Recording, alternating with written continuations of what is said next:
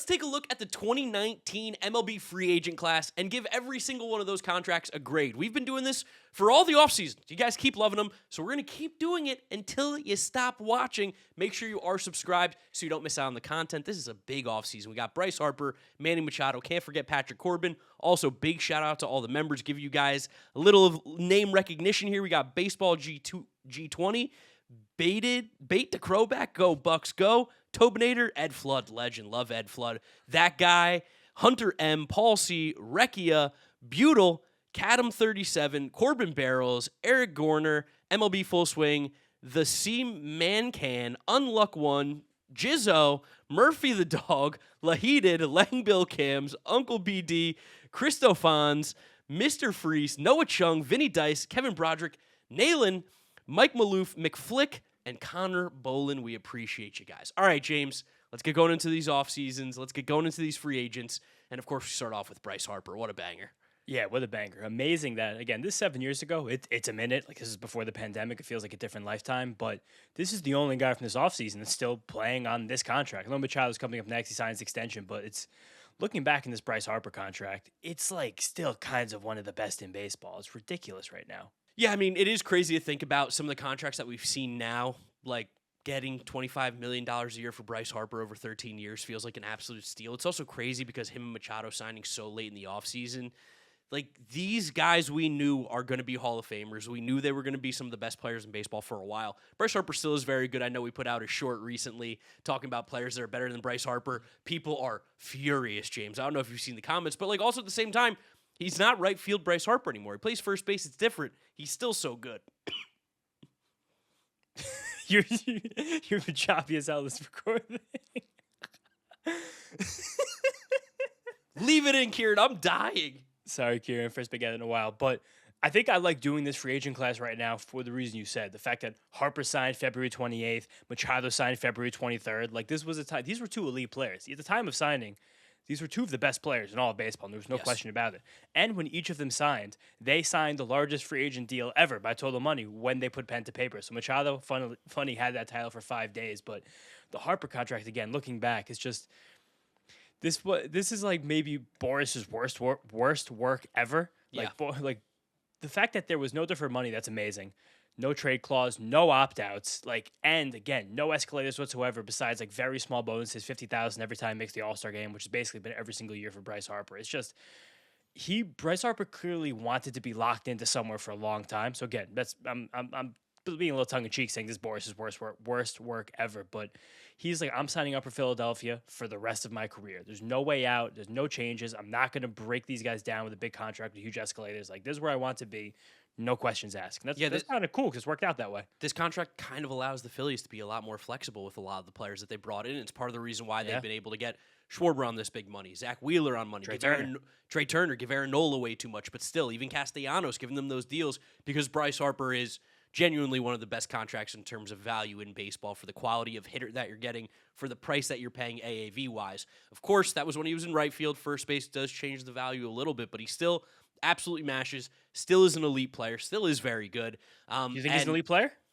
Probably at first base, yes. Maybe not in the grand scheme of baseball, but still an elite first baseman, I think. You saw him wearing the shirt that said not elite, right? Well, that's the weird thing here is that Dave Dombrowski making those comments, I think that hurt Harper even more because he's like, dude, look at the contract I took to be here. Like, why would you say that about me? I don't want to leave. Don't make me not want to be here. Yeah, only a few years after this, we've talked about this contract already, Xander Bogaerts signed a deal for 2 fewer years and more AAV than Bryce Harper, just to give a sense. Crazy. Pete Alonso's making more per year than Bryce Harper now. I mean, Devers, Nolan Arenado's making more than Bryce Harper. Carlos Correa, Christian Yelich, there's a lot. Willie Adames is making more than Bryce Harper. Again, different position, but just to give a sense of where that $25 million AAV stands right now for hitters in the league. It's not even in the top 20 contracts by AAV. Let's give this one a grade here, James.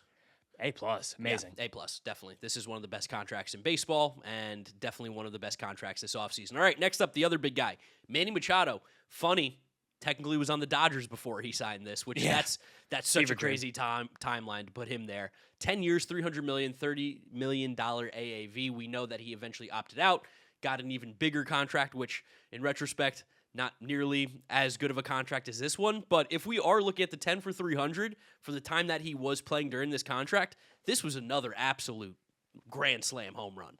Oh, grand slam home run, all 4 RBIs there. But like again, it's funny that this was the biggest deal ever when it was signed. He beat, and it went a long time beating that deal. Before this, it was A-Rod, the 10 for 275. Yeah. So the fact that we went how many years ago? When did A-Rod sign that one officially? 2010, 2011, if I remember right? Something like Whenever that. It was. But you went almost a decade before it was beat, and now we beat the biggest contract ever every single offseason. And people want to say these owners have no money. I can't believe that. Why? But it's funny, this Machado thing, because the contract now is so bad. The contract now is way worse than this one. It's terrible. And it was also, I don't think he actually did opt out, if memory serves me right, but I think it was about to opt out. And it was the pre-opt out extension because Gotcha. The that Garrett time- Cole. Yeah, the Padres are ready to give everybody an extension. Who cares? But right now, the fact that Machado's deal escalates up to $40 million a year AAV after this coming year for the 2027 season when he turns 34 years old. So from ages 34 through 41, he's going to make almost $40 million a year. Crazy. We can't judge this against that. This is an amazing deal that this kind of started the next era of the Padres because Machado and Tatis show up there at the same time. We're like, oh, damn, this is a ball club now. Yeah, Machado was still absolutely elite at third base, one of the best hitters. He was, at this point, which is going to sound crazy, the $300 million, obviously biggest contract, but did feel like even still a little bit underrated in baseball circles, as not being considered as like maybe even a top 5 player by some. I think both of these guys at the time, we kind of thought they would get more. And when you look back at where these deals came up in hindsight compared to players over the last few off seasons, I think that made sense. And I don't remember exactly why baseball was so frozen this offseason, thinking back about it, because it's not like they knew the pandemic was coming. No. And maybe there was some just skepticism of hitters in general after the 2 rabbit ball years. But it's very weird it took these 2 guys this long to do this because they've been as can't-miss players that have existed this game over the last decade. Yeah, a little peek behind the curtain. Me and you weren't very close then. So that was my 5th year of South Carolina. I was getting ready to graduate. That's also coincided with turning Draft Neck Mark into a full-time job. But this offseason, I went to class 2 days a week. I think I went Tuesdays and Thursdays. I went for 6 hours a day, got them all done. And those were the days that Machado and Harper signed, was the 2 days a week that I had class. And I was like, I'm freaking out. I'm panicking. I'm trying to make this into a full-time thing. And the biggest news that's dropping, I'm 6 hours late to it. That was a very stressful period for me.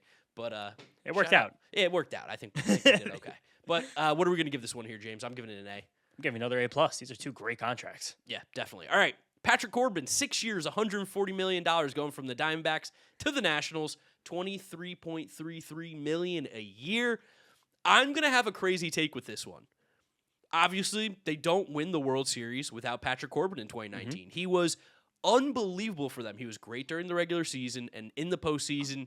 Similarly to Steven Strasburg, those guys put the pitching on their back. They did anything that was asked of them. I think if you're a fan of a team and someone does that, you can look past what was some of the worst years in pitching history that Patrick Corbin had in terms of the money he was getting paid for the performance that he put out there. And I think you almost can't care. No, I can't care maybe a stretch just because of the fact that this Nationals team fell off a cliff so fast. And while the $23 million AAV wasn't the type of contract that would necessarily hamstring a team, it was also one that the Nationals maybe used to really taper back their spending as the team got worse, kind of around Patrick Corbin. So you hate that, but he performed such a vital role through that 2019 playoff run, working out of the bullpen very consistently. When that Nationals team had a horrific bullpen through that playoff run, it's kind of like Corbin, Daniel Hudson. There was one other guy back there I can't remember right now. Was it Doolittle? Yeah, Doolittle was in that Doolittle, bullpen, I think, right? was in that bullpen, yeah. I feel like there was someone else who was getting big outs for them, but just the fact that Tanner Rainey, was he there? Maybe. Patrick Corbin. It's also funny, we do give him a lot of credit for that playoff run. He didn't pitch great. He had some big outings where he was able to win in some games, but he kind of got lit up a few times, and that was also kind of a role that he had to fill, kind of eating those innings. And it's even funny to look at an offseason like this. It's only 7 years ago, and Patrick Corbin's the 3rd biggest contract. Yeah, which is crazy. I remember at the time being like, I don't buy the Patrick Corbin hype. He came off of the injuries and had one pretty good season with the Diamondbacks, and people were like, this is the guy. I remember the screenshot of him at Yankee Stadium in the Yankees hat, and everyone's like, he's signing, and then bang to the Nationals the next day. I remember all that news was insane. But overall for this contract, it's going to sound crazy, but I'm going to give it a B. Help them win a World Series. I was still going to give it a C or a D just because I think some other pitchers could have helped them win if they were signed for less money. But I don't know. This goes back to like an age-old adage. You kind of have to be a little stupid to win a World Series. And the Nationals definitely were. Like you can't make like the exact perfect decision every single time if you want to combine the right team together to do this. Kind of like when Theo Epstein traded Gleyber Torres for Aroldis Chapman for 2 months for Aroldis Chapman. Like you don't win the World Series without that, but that is a stupid trade. Yeah, That's or signing Jason Hayward and Dexter Fowler to those contracts. But also, they won the World Series, so like, hey. Still a D for me. I'm going to give it a B. Nathan Eovaldi, 4 years, $68 million, staying with the Red Sox. Eovaldi, huge for the Boston Red Sox. He's just so clutch for them. Huge, but this was a contract that was a response to the 2018 run, I feel like. Well, yeah, and that was the literally the season before these were signed. So that's what I'm saying. Yeah, so and Eovaldi wasn't a very good Red Sox on over the course of this contract. Like this wasn't, especially in terms of baseball at the time, like getting near 20 mil AAV for a pitcher was kind of high, and his ERA was over 4. And he only threw 400 innings in 4 seasons. Like I think if you asked the Red Sox at the time of this, like they'd be like, yeah, probably not the best contract. Not one that would ever kill you. Bizarre, we're talking about this is the 4th biggest this offseason in general, but this was that's kind of it. It's also kind of fun to look back just at like what he did in those years. He finished 4th in the Cy Young voting in 2021 with a 3.70 ERA and 182 innings. Like what? How did that happen? Yeah, again, there were pockets where Nathan Eovaldi was amazing, but there was also times where it was like, this was when you have a guy like Eovaldi go ballistic like he did in the playoffs the season before. Like you reward those guys. Teams always do that. And sometimes it doesn't work out, sometimes it does. But this is a case where Red Sox probably wish for some of those other teams he would have been a little healthier throughout. But their best season in this run was the one that he pitched a complete season and was really good in 2021. We'll also say, looking at the guys that were available in terms of starting pitching this offseason. Oh, bad, really bad. Woof. There was kind of no other option. And $17 million a year, not going to ever really hurt you at any point. So that's why, for me, like I'm going to give it a C. I think this was completely fine. Yeah, also give this C. This is just the preamble for the chaos that's going to ensue in the next 10 minutes of this video, though. Yes, like when the Dodgers gave A.J. Pollock 5 years, $60 million, which also a deal I feel like we don't see signed anymore. Here's a long-term deal for not a lot of AAV. No, but again, remember, the AAV then, like a $12 million AAV contract then is probably more similar to like a 17, 18 now. And we still see deals kind of like that. Like this was like their Starling Marte 2021 Mets contract. Even then, though, that like we don't see that anymore. I think that in the lore of the Dodgers, this shifted their thinking. I think when they signed this deal, that's when Andrew Friedman was like, that's it. I'm not doing any more of these long-term deals for guys I don't think are elite. Because after this is when the Dodgers started getting really, really ruthless with their player moves. But yeah. Pollock was a good hitter for them, like, and they needed an outfield bat badly. I felt like this at the time too was like them trying to like recreate Andre Ethier. They were like, we need an Andre Ethier vibe back here. Like he had 125 WRC plus with the Dodgers in those 5 years. He didn't even make it to 5 years. He got traded. He only played 260 games in 3 seasons with them. But like this was, I can't tell you how many fantasy teams I had AJ Pollock on when he was a Dodger. Well, every single year, every single team, I found a way to squeeze him in there every time. The story with AJ Pollock was always that AJ Pollock couldn't stay healthy. I've got an AJ Pollock jersey, I think, in my closet, by the way. Oh, AJ Pollock walks so Corbin Carroll could run. Yeah, like this was a ball player. He was awesome when he played. It's just he didn't get to play very much. The guy got injured every single season, but it's also because he kind of played with his hair on fire. That was the player that you got. It's also funny that he eventually was traded for Craig Kimbrel, who's also going to be on this list. I think on like opening day or like the eve of opening day. April it was like 1st, he was traded to the White Sox for Craig Kimbrel, which like fever dream. But also, I remember at the time, that was the White Sox still kind of going for it, which is really fun. It was the last time they went for it. It's very funny to look back on a contract like this and be like, that happened. Yeah, no, that definitely did happen. Let's go ahead and give this one a grade here, James. What do you got? I got a C+. Again, he got injured, but he hit well, and then they wound up trading him, not having to deal with the last 2 years of that deal. For Kimbrel, who was weirdly not like good, but useful for the Dodgers in that year he pitched with them. Yeah, I'm going to give it a C. Just similar reason. Like, when he played, he was good, but he didn't play enough, so it's hard to ever give a positive contract to someone who played at most 115 games for your team in a season. Yeah, he tried. He gave it a shot. He tried. Andrew McCutchen, 3 years, $50 million from the Yankees to the Phillies. Talk about what feels like a fever dream. This one's crazy. Especially he's been back in the Pirates for a few years now. It's like, damn, why'd you ever play for other teams? Even though he was traded for Brian Reynolds. But this was sneaky, not a bad contract. Again, dealt with injuries, but when he was on the field, he was useful for the Phillies, and he played that one final year at the end of it. And like he was a guy who was kind of a stabilizer right before the Phillies kind of hit this run they've been on the last few seasons. Yeah, especially because for McCutchen, like that final year being 34, hitting the 27 homers, an OPS right around 800, kind of extended his career a little bit because you had the injury scare and you were wondering what he had left. And he showed you that he still had plenty left in the tank. He's continued to play on, as we know now, probably going to be on the Pirates again this season. Not really a bad contract. Another one of these, though, that like I feel nothing about. Dude, I think that he even still played like a little bit of center field on this deal. That feels crazy. In 2019, he played 15 games in center field, which is amazing. He's only played 3 games center field since then. I can't even believe he's played 3 since then. Phillies still don't have a center fielder since 2019. No, but this was a deal where I was like, oh, cool. It was a weird look just for how long he played with the Pirates to see McCutchen in a Phillies jersey. I think that struck me even more so than when he was on the Giants or the Yankees, just being like, oh, well, that's Andrew McCutchen wearing a Phillies jersey. This is bizarre. But they brought back the maroon jerseys, right? That they wore those a lot. Those are sick. Yeah, the one with the P on it. Yeah, that was cool. But it was fine. Like I remember also when this deal was signed at the time, I was like, what are the Phillies thinking? So I don't think I was as keen yet to the concepts of like roster oatmeal, just like making sure you fill it out and have professionals in the ball club. But this is, again, square deal. Yeah, totally square deal. This one also gets a C for me too. Like this so far, a lot of C's. A lot of I'll get a C too. This is a whatever move. Like didn't hurt him, didn't help him necessarily. It's also funny now because the tenor of this video is about to change a lot.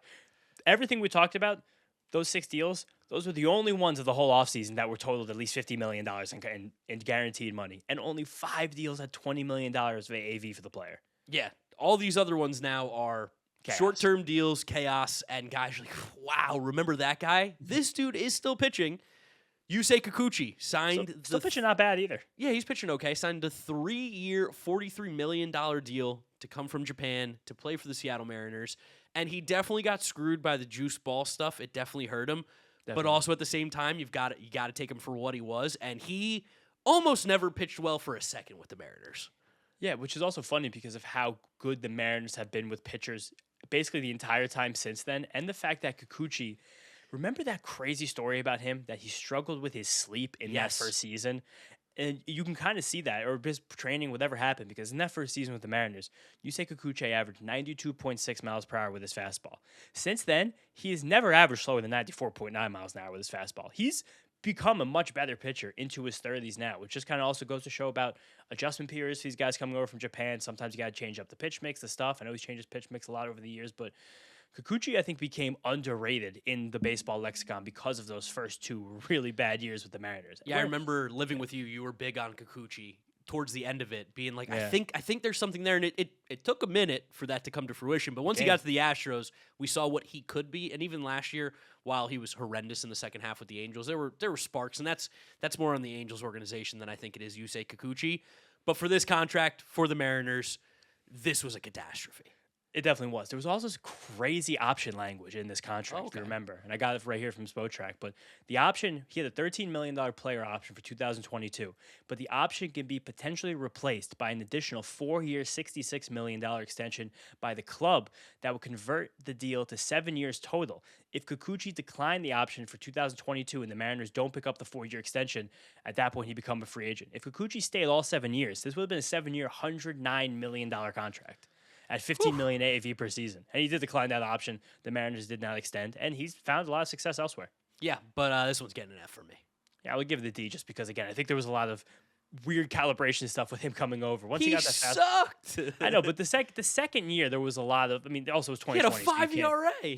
Yeah, it was 2020. If he would have pitched that whole season, all of his estimators, his strikeouts went way up. Everything with the FIP was good. Like he would have been good that next year, and the year after that he was bad again. But yeah, bad. I'm still giving it a D because I love Kikuchi. All right, that's fine. Craig Kimbrel, 3 years, $43 million, going from the Red Sox to the Cubs. Again, you mentioned Craig Kimbrel, Chicago, twice in a year. Do you remember how crazy this offseason got besides for those other guys? Because Kimbrel was a guy, he didn't sign his deal until June. Yeah. Because he had that QO. No one gave him a deal. Like, remember when that used to happen? Kind of like a bit. It was Steven Drew. Yeah, that was the big one there. But, like, this was, what a bad move this wound up being for the Cubs. Just the fact that he wasn't ready, then he wound up stinking. It also probably was a bad move for Craig Kimbrel, too. Definitely. This ruined his career. Like, he was on clear Hall of Fame trajectory, and he's basically not even come close to being that good ever again. No, but again, he did find it that half year with the between Phillies. No, and the White Sox and Dodgers for a brief period of time. That year, It was 20, no, it was 21 when No, he got traded. Yeah, he was The White bad with Sox. he was bad with the White Sox. He was awesome with the Cubs. That's what it was. No, it was in that season. Yes, in that season he was awesome in 2021 with the Cubs, horrendous with the White Sox. But again, when he went to the Dodgers, he was fine. He wasn't like great Craig Kimbrel, but he was a passable reliever. He's still striking tons of guys out. And then that year with the Phillies, he was also quite good. But yeah, it just seemed like skipping half a season seems like never a good idea. And I think that these agents tried to get cute and do that with the qualifying offers these years when the teams were really, really, really tight in Major League Baseball.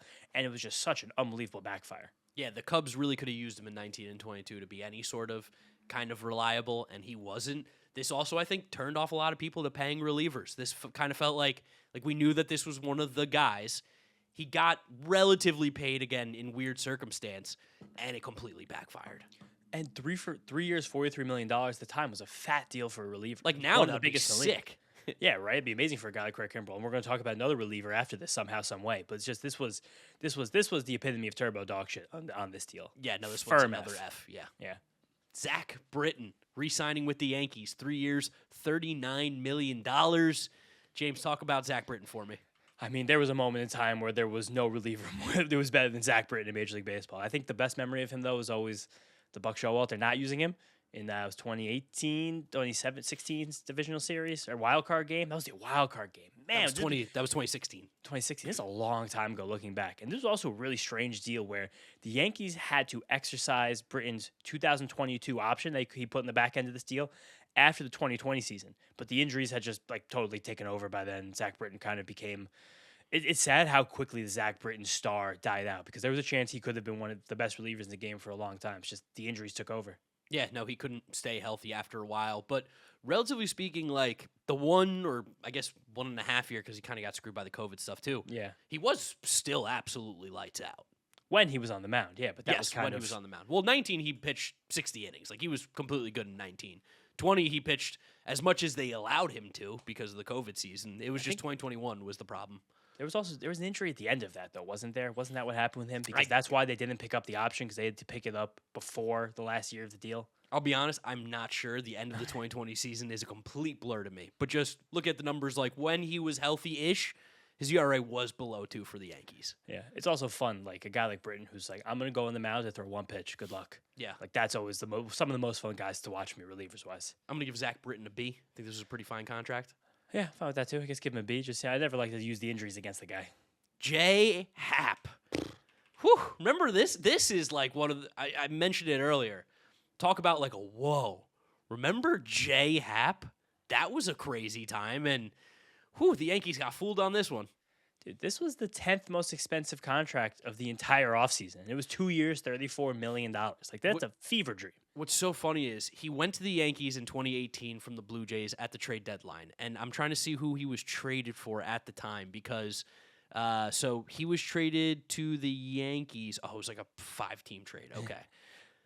Oh, that was for Brandon Drury and Billy McKinney. Oh, Billy Bombs. What a trade right there. That's a big Met trade right there. Huge Met trade. A lot of Mets. I can't believe J. Happ never made his way to the Mets. But where I was going with this, just to quickly interject, was that he pitched better ERA-wise for the Yankees, but all the underlying numbers were like, he's actually way worse than he was with Toronto, except for ERA. Yankees said, let's bring that back, and he stunk.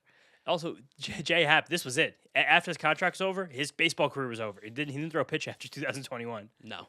And I remember J. Happ especially coming up at the Phillies at the time when they were just whipping the Mets, and like I was like, is this going to be another fucking Cole Hamels? I was like, if they just clone Cole Hamels, I'm gonna lose my mind. And again, that wound up not happening. Hamels, the guy, was actually kind of crazily getting Hall of Fame consideration. Feels like that's a little bit crazy, right? Yeah, but we're not letting anyone in the Hall of Fame anymore. We have to let guys in the Hall of Fame. We're getting such a low percentage of players in the Hall of Fame.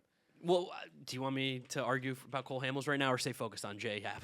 We brought these guys together. They're always kindred spirits in my mind. Give me one on Cole Hamels. One top 5 finish in the Cy Young in his totally career. Fair. Absolutely totally not fair. A Hall of Famer. Absolutely not. We can't keep letting these guys in who were never even close to being at the top of the class. At some point, though, we're just going to stop letting pitchers in the Hall of Fame. Then there are plenty of them that have multiple top 5 finishes. Those guys get in. Cole Happ. I just almost combined them. Cole Hamels having one top 5 finish is ridiculous. I wasn't supporting Cole Hamels for the Hall of Fame, but I was just saying that based on the way the Hall is going right now, we're just going to stop letting people in altogether. I agree. But again, J. Happ, this Yankees contract, this is like, Again, I can't believe this happened. Yes, and he was what, like 36 when they gave this to him too?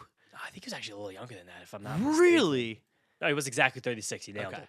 But he also, like, he gave them volume. Like, you sign a guy like J. Happ for volume. That's the whole goal there. He made 30 starts, yeah. Yeah, you could say his ERA was like 5, but like that's kind of where this winds up. Like That being said, anyone whose ERA is almost 5 and gets paid anything more than like $10 million, that's a horrible contract. yeah, no, it was a bad deal. I'm giving this one a nice firm D. I'm giving it an F. It's terrible. And I was also wrong. He's played one more year in baseball after his contract was over. There's, So like, it was over after Twins. 2020. Who was it? The Twins, and who else did he play for? Twins and the Cardinals. Oh, It probably was the Twins. It feels like Twins. Oh yeah, Twins and Cardinals. that's Jeez. absolutely brutal. All right. Shout out J. Happ. Michael Brantley, 2 years, $32 million with the Houston Astros coming from the Guardians. This was great. Michael Brantley was awesome in Houston. I couldn't even believe, looking back at this was the first time that he was an Astro. Like, I felt like he was an Astro before 2019, which is very, very funny for Michael Brantley. It's going to be funny now analyzing these short-term deals from the 2019 offseason because all of these guys lost basically a full year to the COVID season. But, like, this was an A-plus move. This is when it felt like the Astro shit don't stank. Yeah, no, they could not miss. They were like, oh, Michael Brantley, like, the Guardians aren't going to bring you back. You get on base at an elite level. You hit for enough power. You drive in runs. You do everything really well. Let's bring you here. And in 2019, obviously, juice balls, but 875 OPS, the best season, I think, OPS-wise of his entire career. Or no, second best in his entire career. And even in the COVID season, he was phenomenal. It was just 46 games. Yeah, that's it. Like, he was a big playoff performer. Like, Michael Brantley showed up when the lights were on. Like, he was a good player. He was a good hitter. He was a nice foil for the rest of that team because it was a very power-heavy Astro squad. Michael Brantley would just slap that ball at the gap whenever they needed him to. Like, I have very fond memories of Michael Brantley as a Houston Astro. I feel like Michael Brantleys don't exist in baseball anymore. What do you mean by that? Tell me about the Michael Brantley archetype you think's not there. Like, just like good, doubles guys? yeah, doubles guys. Like, good bat to ball, good doubles guys. Not necessarily elite at anything, but like does it all All-Star well. 2019. Yeah. Those guys still exist. Who is it? Name one. I mean, you're putting me on the spot right now. Let me think about it for a second. Yeah, I'll let you think about it. If you come to a name, you just interject. Yeah. I'm trying to look at Michael Brantley's playoff career right now. Career 283, 348, 373 playoff hitter. Not a lot of power. Not a lot of power, but that's what Michael Brantley was. In the play, I want a single much more in the playoffs than I want one in May. Correct. Yeah, they value much more.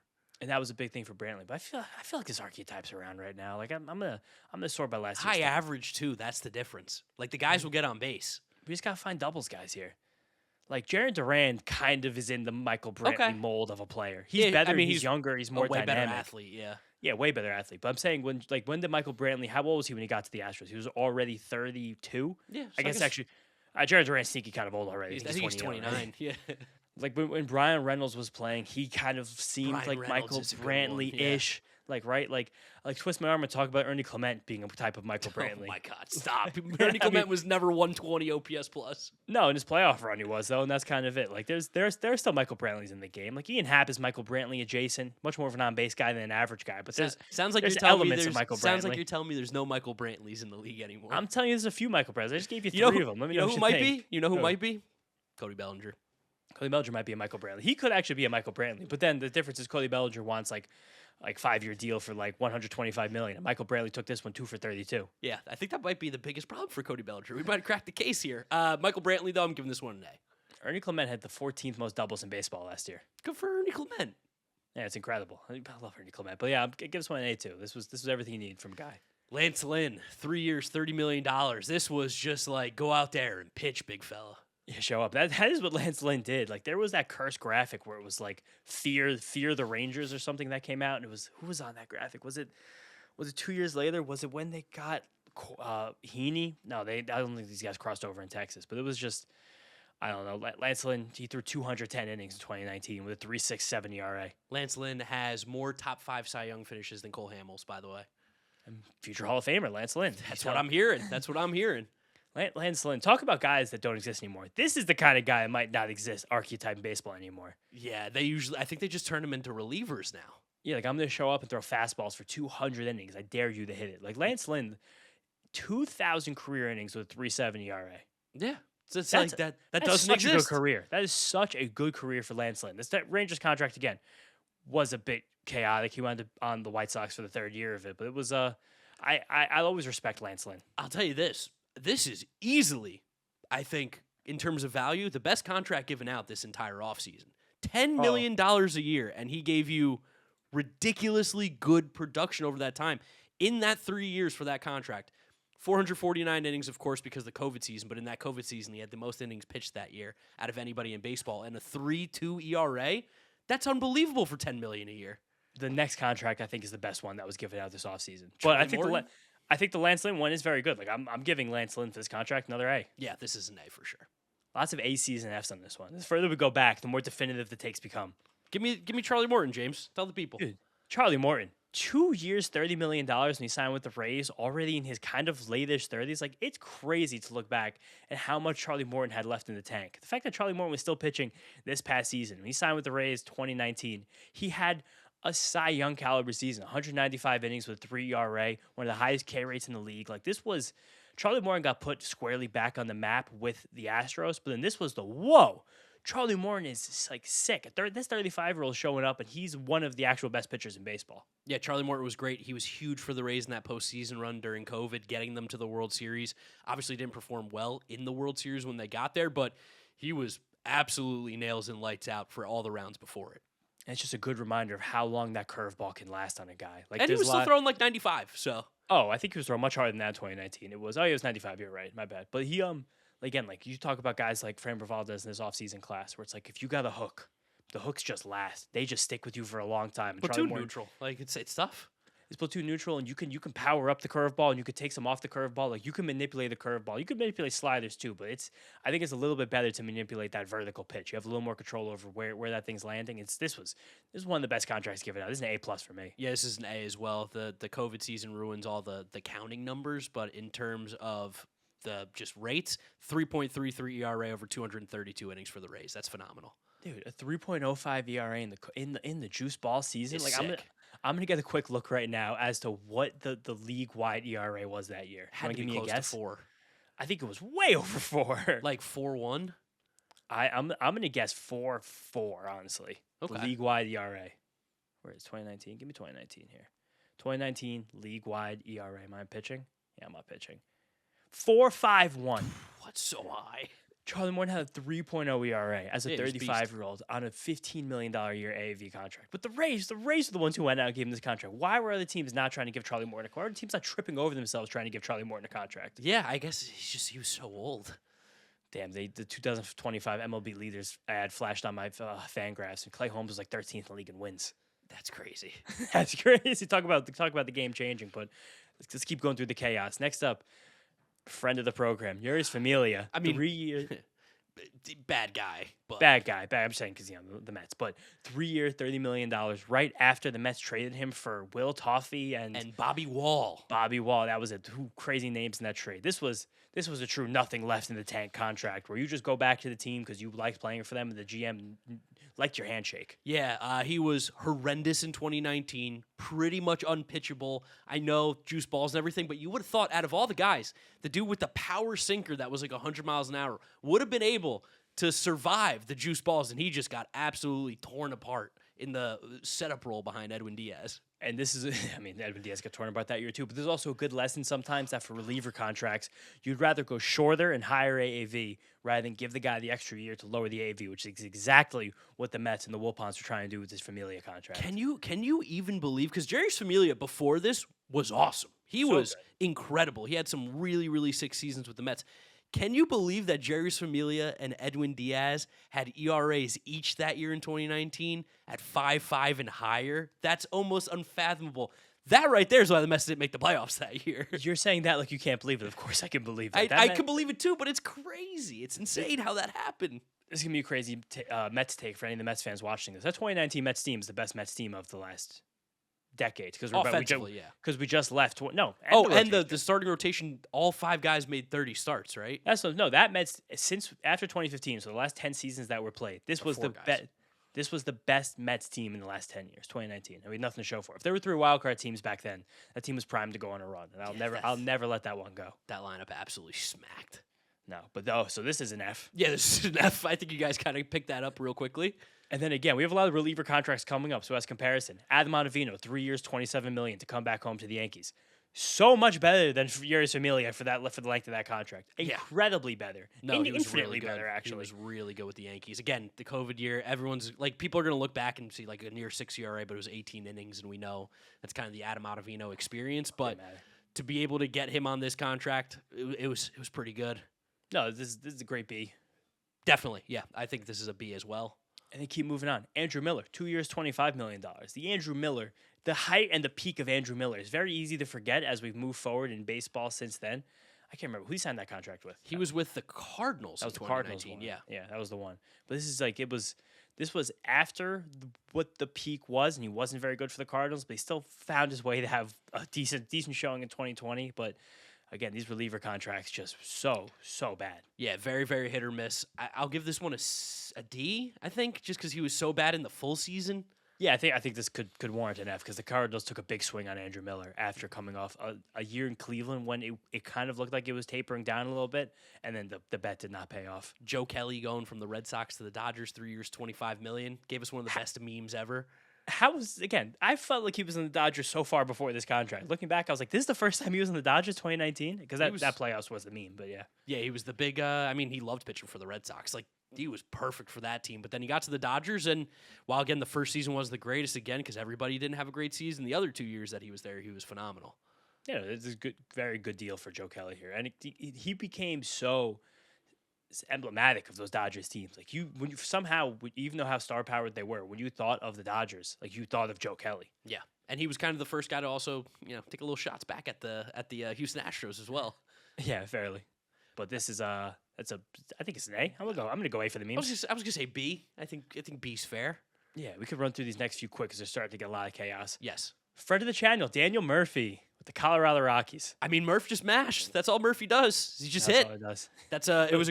It's crazy though, going like from like Daniel Murphy's career, even just because we saw it from the start with the Mets, the kind of player that he was, to then all of a sudden going to the Nationals after that crazy playoff run and being like holding one of the better hitters in baseball for a good chunk of time. The Colorado Rocky years were obviously not his best, dealt with some injuries and stuff like that.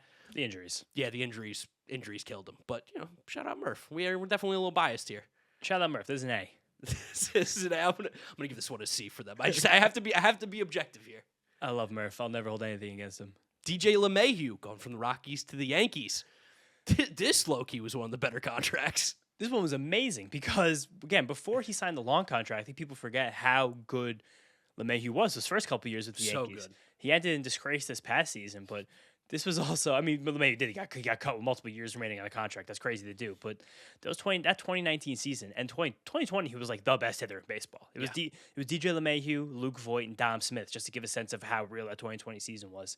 But he, in a full year in 2019, again, with the juice ball, you had a 330 average and 27 home runs, 26 home runs. He was unbelievable.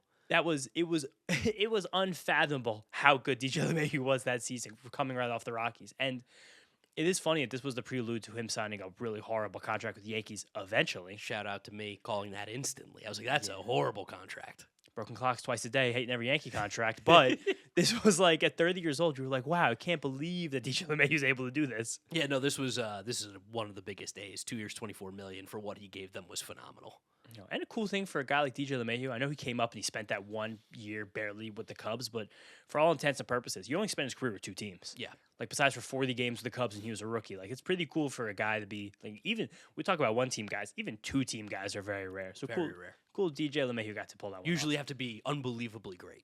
Yes, and again, for a short period of time he was. Juan Soto's played for more teams than DJ LeMahieu. Let that sink in. So played for a lot of teams so far. Hopefully none others. But next up, David Robertson, 2 years, $23 million at the Phillies. Crazy.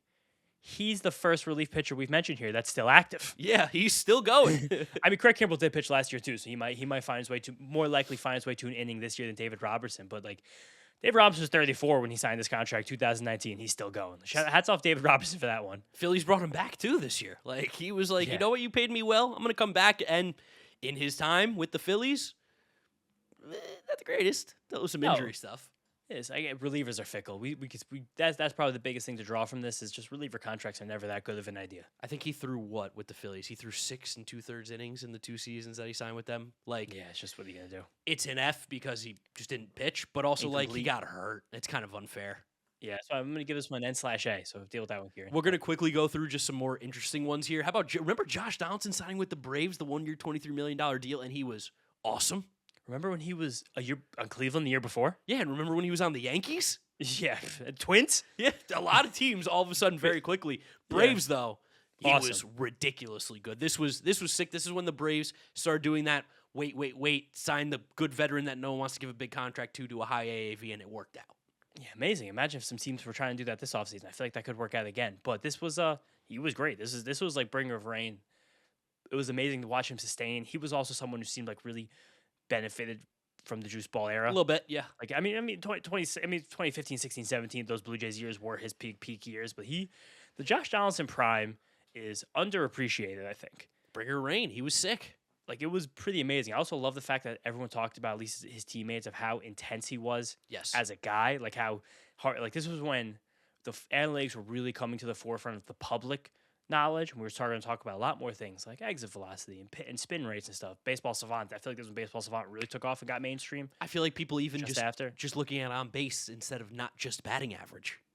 Josh Donaldson also, like, we always talk about for the Hall of Fame, like 10-year peaks. I don't think Josh Donaldson's going to be anywhere close to a Hall of Famer, but Josh Donaldson, a 9-year stretch where he had a 140 WRC plus. It's all narrative based. I'm telling you.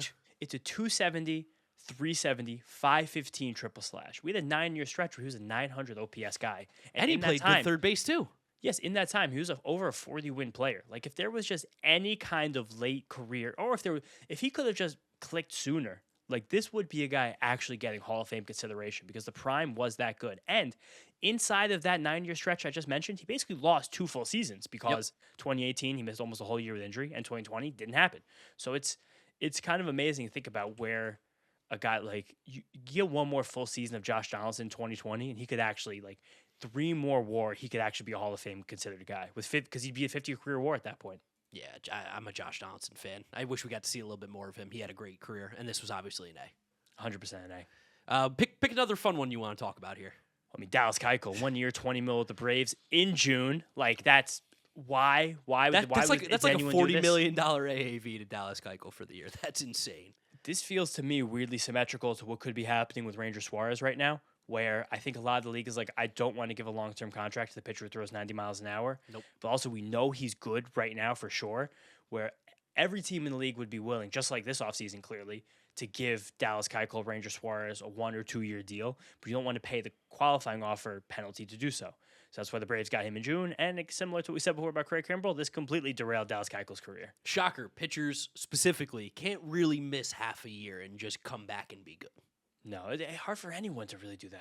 I'm happy that that's something that's kind of been worked out of the game because it was not really fun to watch players have to go through that and teams just kind of not care when good players were left on the market through an entire offseason. Marwin Gonzalez got paid this offseason after clearly benefiting from the trash cans, and boy, was he horrendous. This is an F, 2 years, $21 million to him. I mean, maybe the worst contract in the whole board. Jed Lowry to the Mets. I had to mention it. Yeah, that one's. I mean, he never got a hit with the Mets, and I think he took 8 at-bats in the 2 years.